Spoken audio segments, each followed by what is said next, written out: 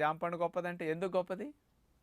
ఇందులో ఎవ్వరు మోసం చేయడానికి జామకాయకి లేదండి అసలు. అన్ని కలుషితమైనవి, ఒక జామకాయ కలుషితం కాలేదు. ఇప్పుడు ఏ పండైనా తయారైతే కొయ్యాలి. తయారవ్వకుండా కూడా రాలిపోయినా అది తినటానికి పనికొస్తున్నది. నిమ్మ పండు గాలికి రాలింది, నిమ్మకాయ రాలిపోయింది, దాని కార్బైడ్ వేస్తే ముగ్గుతుంది. నిమ్మరసం పిండుకోవడానికి మళ్ళీ మార్కెట్కి లేత పిందులు పెడితే కొండవు, అందుకని దాని కార్బైడ్ వేస్తే రంగు వచ్చేస్తుంది, పైన కొనేస్తాడు. మామిడికాయలు గాలి వాళ్ళకి రాలిపోయినాయి, మామిడికాయ కార్బైడ్ వేస్తాడు, ముగ్గిన పండులా కనపడుతుంది, సేల్ అయిపోతుంది.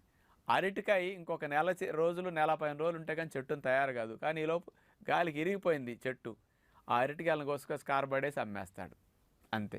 బత్తాయిలంతే, కమలాలంతే, కార్బైడ్ వేస్తే రంగు వచ్చేస్తాయండి. ఇప్పుడు ముసలోళ్ళు కూడా నెత్తికి రంగు వేస్తే కుర్రోళ్ళు అవ్వట్లేదా? ఇప్పుడు అర్థమైంది.